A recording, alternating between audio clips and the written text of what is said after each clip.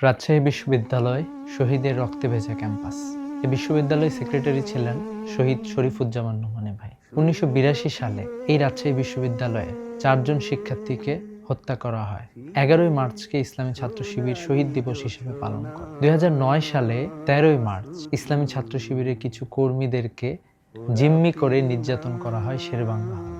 এমত অবস্থায় শহীদ শরীফুজ্জামান নোমানী ভাই, যিনি ক্যাম্পাসে ছুটে যান, আমাদের ভাইদের নিরাপত্তা নিশ্চিত করেন এবং পরবর্তীতে উনি শহীদ হন। শহীদ শরীফুজ্জামান নোমানী ভাইকে কুপিয়ে রাজশাহী বিশ্ববিদ্যালয়ে হত্যা করা হয়।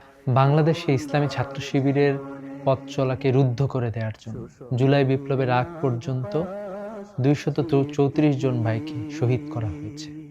শহীদ শরীফুজ্জামান নোমানী ভাই হলেন শিবিরের ১৩৩তম শহীদ। শহীদ শরীফুজ্জামান নোমানী আমাদের জন্য রেখে গিয়েছেন সোনালী রাজপথ। শহীদ শরীফুজ্জামান নোমানী আমাদেরকে শিখিয়ে গিয়েছেন কিভাবে একজন দায়িত্বশীল তার জনশক্তিদের জন্য ত্যাগ এবং আত্মত্যাগ করতে পারেন, স্যাক্রিফাইস করতে পারেন। তিনি তার জীবন দিয়ে এটা প্রমাণ করেছেন।